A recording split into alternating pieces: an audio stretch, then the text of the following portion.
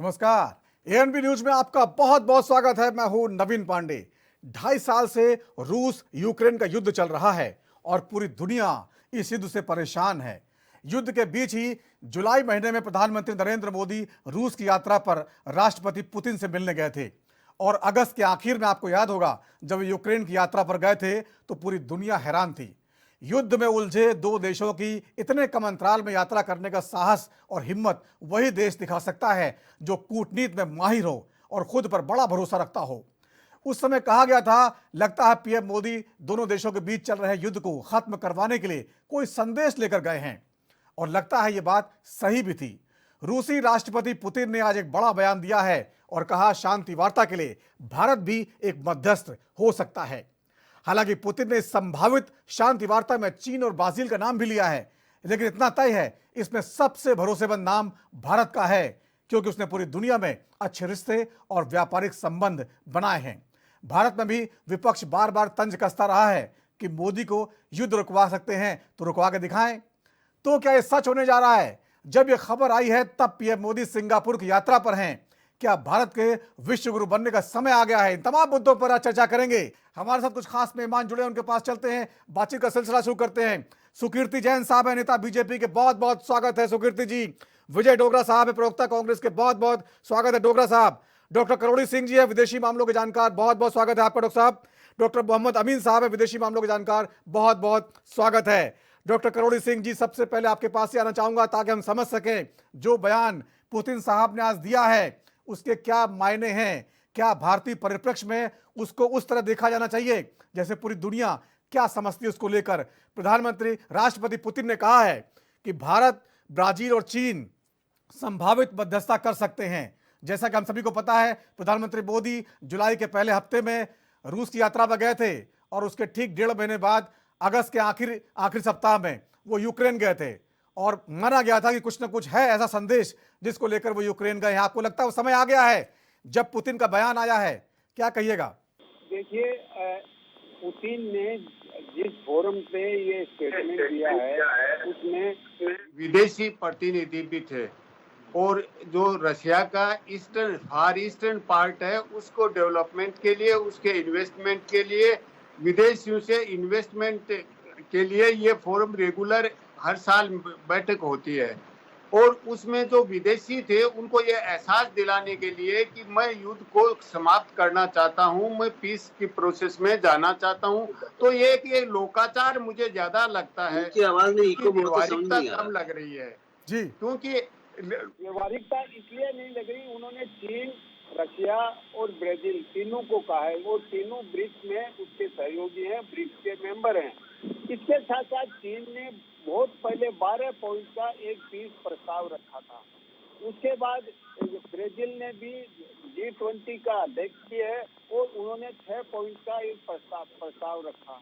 Doctor Mohammad अमीन साहब, विदेशी मामलों के जानकार, हमारे साथ हैं।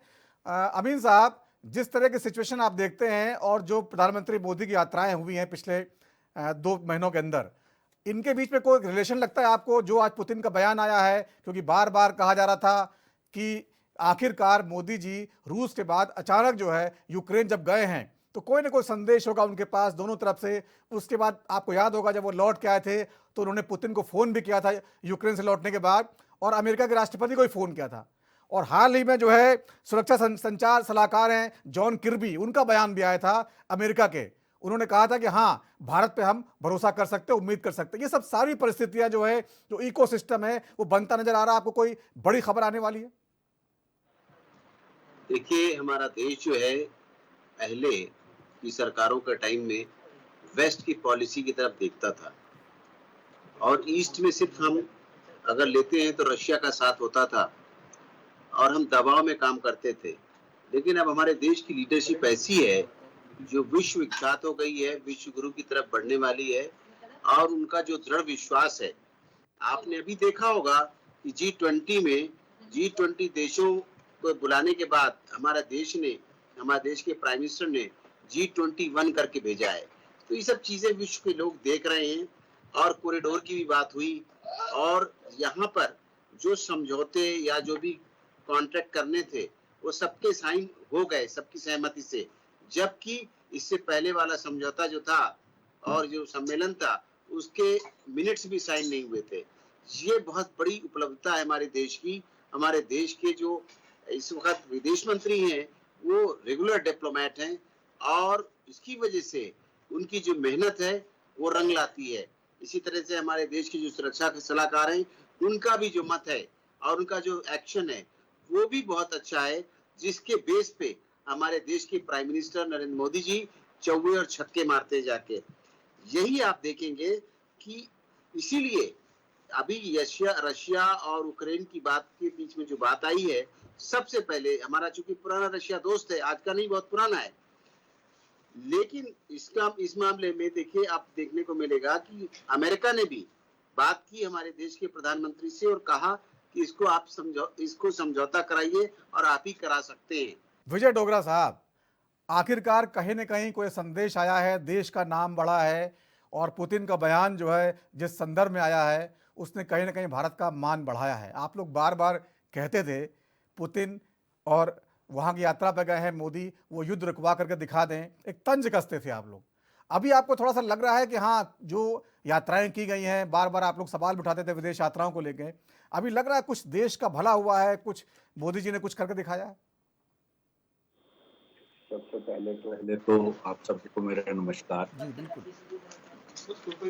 आज क्योंकि राष्ट्रीय अध्यापक दिवस है, उसके भी सभी गुरुजनों को मैं प्रणाम करता हूँ और ये आशा रखता हूँ कि ये जो क्योंकि दो देशों के बीच युद्ध विराम की बात हो रही है और भारत क्योंकि रशिया का बहुत अच्छा दोस्त रहा है और अगर रशिया के राष्ट्रपति ने अगर ये इच्छा जताई है कि देश के हमारे माननीय प्रधानमंत्री इस कर सकते हैं, तो इसमें हमें तो बड़े हमारे फख्र की बात है कि हिंदुस्तान के प्रधानमंत्री की मध्यस्थता की बात हो रही है। इसमें कांग्रेस बीजेपी की बात नहीं है, इसमें बात है देश की अस्मिता की और देश को इतना बड़ा मान मिलना क्योंकि रशिया के साथ हिंदुस्तान का खड़ा होना और रशिया के राष्ट्रपति ये चाह रहे हैं मध्यस्थता करे और दोनों देशों के बीच बैठ के जिस तरह से वार्तालाप होनी चाहिए।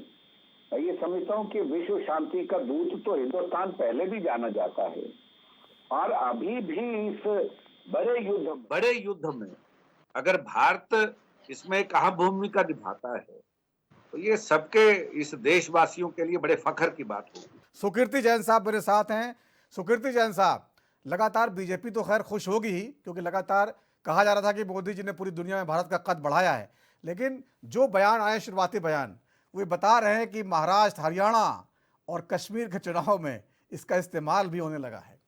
जिस तरह से आप लोग लगातार इसको जो है एक उपलब्धि के तौर पर, ये देश की उपलब्धि है, लेकिन सरकार की उपलब्धि भी मान सकते हैं, लेकिन पार्टी की उपलब्धि मानना ये थोड़ा सा कुछ ज़्यादा नहीं हो जाएगा? आदरणीय पांडे जी, आपके चैनल को अलग कर देता हूँ जी। मोदी जी थोड़ी बात करते हैं, कुछ चैनल वाले बहुत लंबी खींच देते हैं उसको। इको आ रही, इको। हेलो जी बोलिए।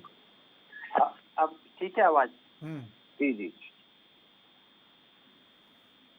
मोदी, जब ये यूक्रेन और रूस का युद्ध प्रारंभ हुआ था उस समय माननीय नरेंद्र मोदी जी का बयान आया था, इस युद्ध में भारत की भूमिका तटस्थ देश की रहेगी। उनका यही स्टेटमेंट आज दोनों देशों के बीच में विश्वास का आधार बना है। दूसरी बात, रूस ने यूक्रेन पर हमला क्यों किया? क्या वो कारण खत्म हो गए? जो दोनों के समझौते होंगे वो कारण खत्म नहीं हुआ। यूक्रेन नाटो का मेंबर बनने जा रहा था, रूस ने उसको ऐसा करने से रोकने के लिए उस पर युद्ध थोप दिया। रूस के चारों तरफ कम से कम 8 से 10 देश ऐसे हैं जो नाटो की मेंबर भी हैं। आज ये बयान, जहां तक प्रश्न उठता है, किसी भी बयान का विश्लेषण करना, थ्योरी और प्रैक्टिकल। थ्योरी बहुत अच्छी बात है, रूस की जनता, रूस का शासन, जेलेंस्की का शासन भारतवर्ष का शासन नहीं है कि यहाँ पर सहन करते हैं।